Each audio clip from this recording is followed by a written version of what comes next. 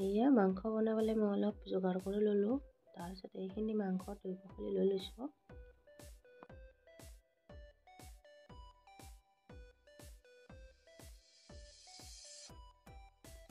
তেলতে শুকান জলকীয়া তেজপাত দি দিলোঁ আৰু লগত পিঁয়াজখিনি দি দিলোঁ।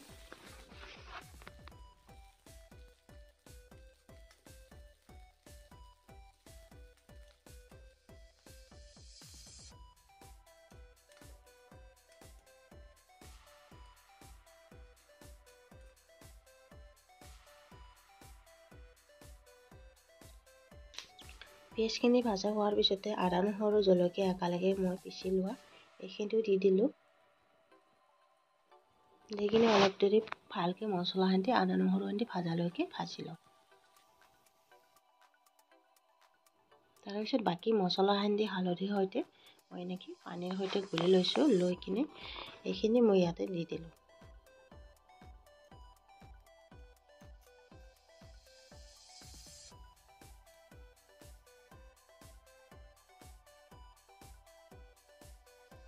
এনেকৈ বাকী মছলাখিনি ভাজা হোৱাৰ পিছতে মই পানী আৰু অকণমান দি দিছোঁ, যিহেতু মছলাখিনি ভালদৰে আৰু অকণমান ভাজা হৈ যায়। তাৰপিছত মই এনেকৈ মছলাখিনি গেছটো বঢ়াই দি ভালদৰে ভাজি ল'লোঁ ধুনীয়াকৈ।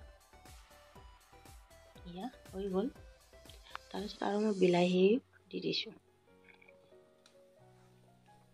বিলাহীটো অলপ ভালদৰে ভাজি লওঁ। তাতে মই নিমখটো দি দিলোঁ। বিলাহীটো দি নিমখখিনিও দি দিলোঁ। দি কিনে এনেকৈ ভালদৰে বিলাহীখিনি ভাজি ল'লোঁ।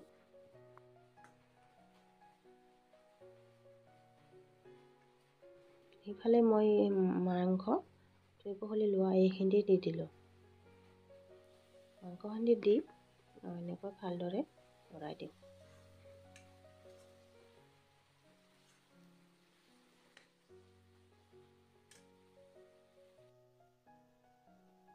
আলুখিনিটো দি দিলোঁ। একেলগে ব্ৰইলাৰ মাংসৰ লগতে একেলগে ভাজা যাব, যিহেতু মাংসটো বেছি টাইম নালাগে। ব্ৰইলাৰ মাংস ভাজিবলৈ ইমান টাইম নালাগে। তো এইখিনি ঢাকি মাৰি থৈ দিলোঁ। সেইফালে আজি ভাবিলোঁ মাংসৰ লগতে ৰুটি মাংস এনেকৈ খাওঁ।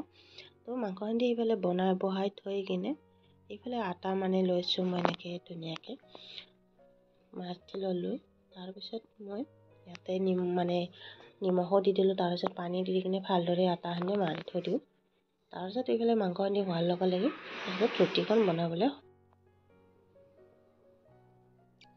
এইফালে আৰু মাংসৰ ধুনীয়া পানীটো ওলাই গৈছে আৰু ঢাকনিটো মাৰি দিয়াৰ কাৰণে মাংসখিনি ধুনীয়াকৈ সিজি গ'ল। আৰু ব্ৰইলাৰ মাংস যিহেতু আৰু এতিয়া গেছটো বঢ়াই দি ভালদৰে লৰাই দিলোঁ। এতিয়া দি কিনে আলু চালু ধুনীয়াকৈ সিজি গৈছে।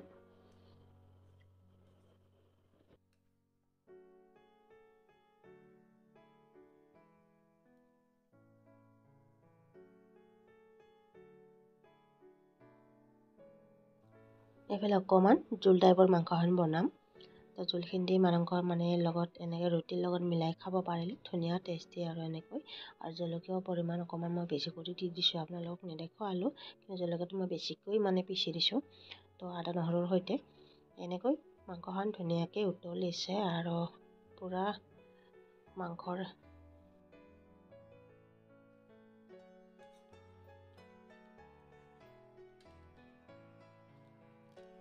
ইফালে মাংসখন হৈছে প্ৰায়, আৰু লাষ্টত শেষত গৰম মছলা অকণমান দি দিছোঁ। দি কিনে এনেকৈ 2-3 মিনিট সময় উতলিব দিছোঁ। দিয়াৰ পিছত ধুনীয়াকৈ আৰু হৈ যাব।